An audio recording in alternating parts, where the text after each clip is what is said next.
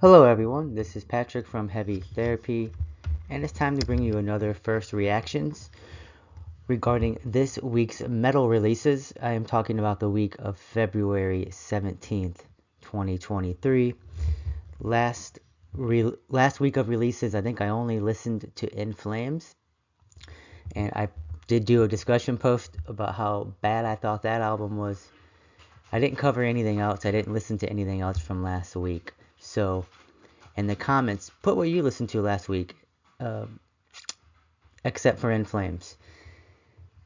Let's get to this week. So, I really loved this week's releases. This was a great week of albums. Probably my favorite week of the year so far. We've only been into this year for about 6 weeks, so one of them has to eventually rise up as, oh my god, this week's pretty memorable, and this week is going to be memorable for me for sure. Remember that my policy or general approach is these are first reaction opinions. By definition, these albums have only been out for a few days. These aren't proper reviews. These are initial reactions. I've listened to each album once or twice. There's a couple of exceptions here, which I will get to. I will say more about that when I get to them. I use a scale 0 to 10. 10 is like 100% an A plus star sticker in school. 0 would be an F minus, like what the hell are you even doing type of score. So, all right, let's begin. First up is the band Hexer with Abyssal. They're on Crawling Chaos Records. 6 tracks, almost 40 minutes of music. I have a vague memory of listening to this album. I must have been kind of preoccupied. I don't remember a lot of it.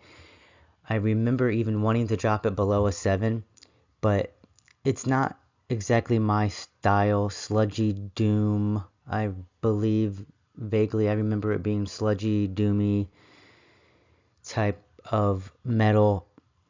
So I'm going to leave it there. A 7. Check out Hexer with the Bizzle if you like more sludgy, doomier metal. But yeah, I don't remember this listening too much at all. But just to remind viewers who might have only clicked on, this might be the first time they're clicking on this video, this type of video of mine, 7 does tend to mean I'm probably not interested in checking it out again. Any album, any score above a 7, including 7.1, means I plan on checking it out again.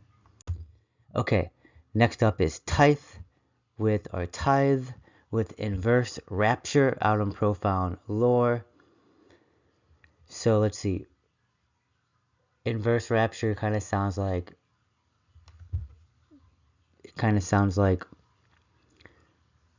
dead people are going to be brought back to life and placed on Earth once again. Don't know.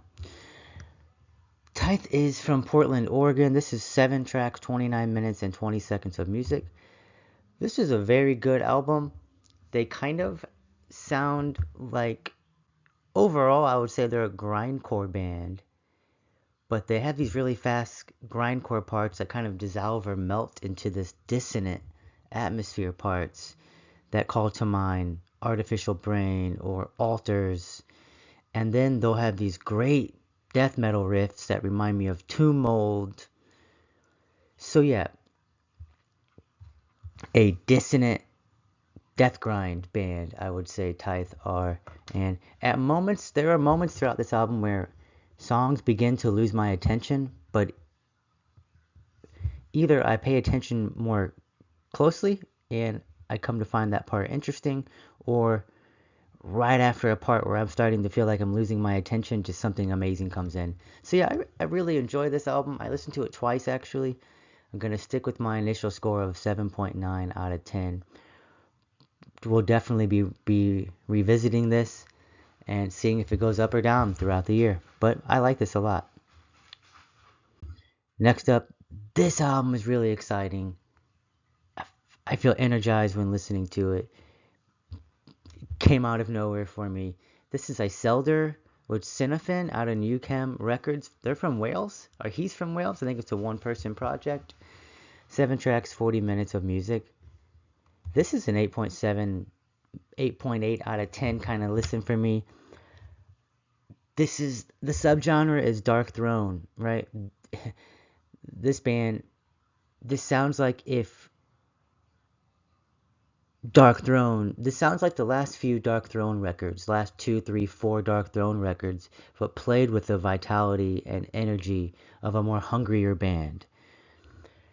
It's more dancey. The riffs are very memorable and fun to air guitar to instantly. Not super complex. They come in at all the right times.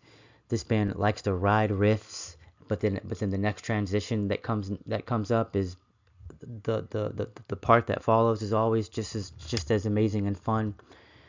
Great production. The drums stand out. The vocal approach is, yeah, hard to explain too. There's parts that remind me of kind of post-hardcore gothic moments, but it's probably more of like a crusty, more energetic Dark Throne type experience. Maybe is what you should be expecting. This album's awesome. One of my favorites I've heard so far this year. Pleasant surprise. Listened to it twice. Might listen to it again as soon as I end this video.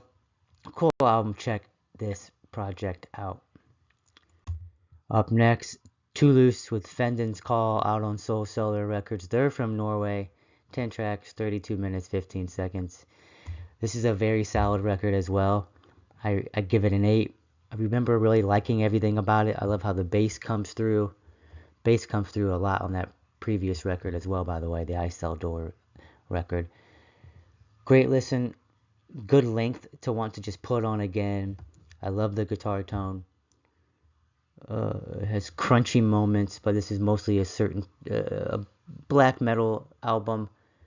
Don't remember a lot of specific moments after my first listen, but I remember really liking it while I was listening to it, so this gets an 8 out of 10. Okay, next up, the two big releases of this week, Ulthar with Anthronomicon, and then I'm going to review Otar's Helionomicon. So I've had these albums for a couple months in advance. I sometimes write reviews for Noob Heavy. I've actually only have one that I've published so far, Faceless Burial. But I listened to these albums once a couple months ago, and I was so excited for the world to get a hold of these.